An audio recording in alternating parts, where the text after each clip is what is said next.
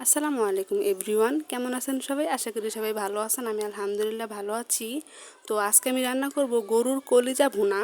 তো গরুর কলিজা ভুনা কারা কারা পছন্দ করেন অবভিয়াসলি ভিডিওটা পুরোটা দেখবেন আর অবভিয়াসলি কমেন্টে জানাবেন। তো গরুর কলিজা ভুনা আমার ভালো লাগে, অনেক বেশি না বাট ভালোই লাগে। হ্যাঁ, তো এই আর কি। তো আজকে আমি গরুর কলিজা ভুনা করব। তো গরুর কলিজা ভুনা করার জন্য ফার্স্ট আমি গরুর কলিজাগুলো ভালো করে ভাপিয়ে নিয়ে তারপর পানিটা ফেলে দিয়ে তারপর আমি ধুয়ে পরিষ্কার করে নিয়েছি। তো একদল পাবলিক আছে, মানে কিছু কিছু পাবলিক আর কি, সবাইকে বলতেছি না, জাস্ট কিছু কিছু পাবলিক আছে। মানে আমি কিছু রান্না বান্না করলে আসলে আমার যেভাবে পছন্দ, আমি যেভাবে পছন্দ করি আমি তো ওইভাবে রান্না করব, তাই না?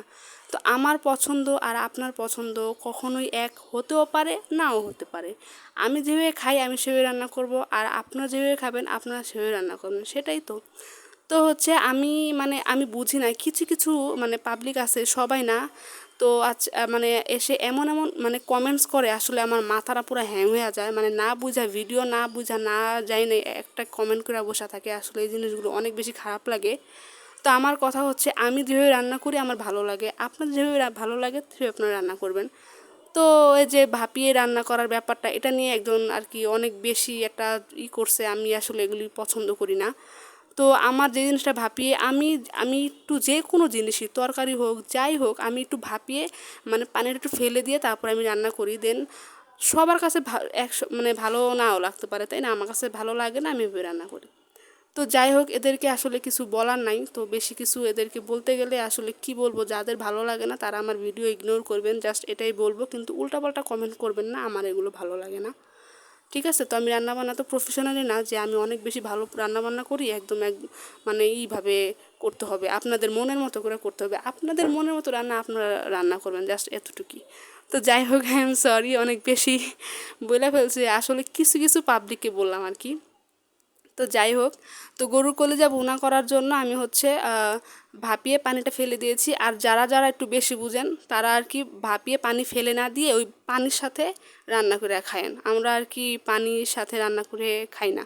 তো যাই হোক, তো পানিটা ফেলে দিয়ে আমি এখানে পেঁয়াজটা কষিয়ে নিয়েছি, তারপরে এখানে গোটা গোটা মশলাগুলো দিয়েছি। আর আমি এখানে গুঁড়া মশলাগুলো ইউজ করেছি, জিরা গুঁড়া, হ্যাঁ জিরা গুঁড়া, তারপরে ধনিয়া গুঁড়া, মরিচের গুঁড়া, সামান্য পরিমাণে হলুদ গুঁড়া, তারপরে ভাজা মশলার গুঁড়া, লবণ, সব কিছু দিয়ে আমি মশলাটা ভালো করে কষিয়ে, দেন মশলাটা অনেক সুন্দর করে কষাতে হবে, কষিয়ে তারপরে এখানে গরুর কলিজাগুলো দিয়ে দিলাম। তো গরুর কলিজাগুলো দিয়ে এটা ভালো করে অনেক সময় নিয়ে কষাতে হবে, দেন কলিজার মধ্যে প্রপার মশলাটা যেন ঢুকে।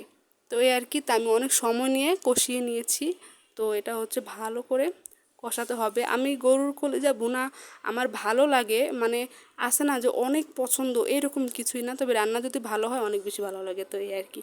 তো যাই হোক, এটা আমি অনেক সময় নিয়ে আমি এটা কষিয়ে নিচ্ছি।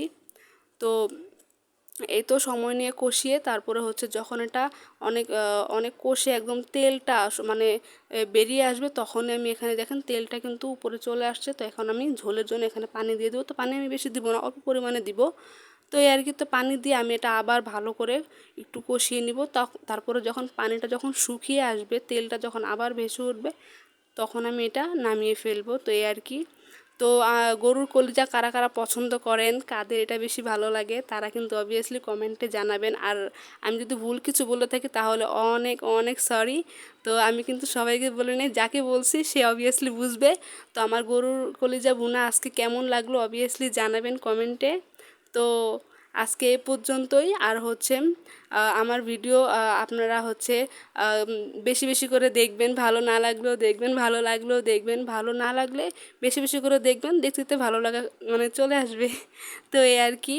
তো সাপোর্ট করবেন, কমেন্টস করবেন, এই আর কি। তো আমি ছোট্ট একজন মানে কি বলবো, আসলে ভিডিও করি, মাত্র শুরু করেছি আমি, কিন্তু আহামরি অনেক বড় মানে মাপের কিছুই না, যে আসলে আমার মানে ভুল ত্রুটি থাকলে হয়তো বা মানে বলতে পারেন, বাট কিছু কিছু মানুষের জন্য অনেক বেশি মন খারাপ লাগে। তো যাই হোক, সাপোর্ট করবেন। তো আজকে এ পর্যন্ত, সবাই ভালো থাকুন, সুস্থ থাকবেন। আসসালামু আলাইকুম।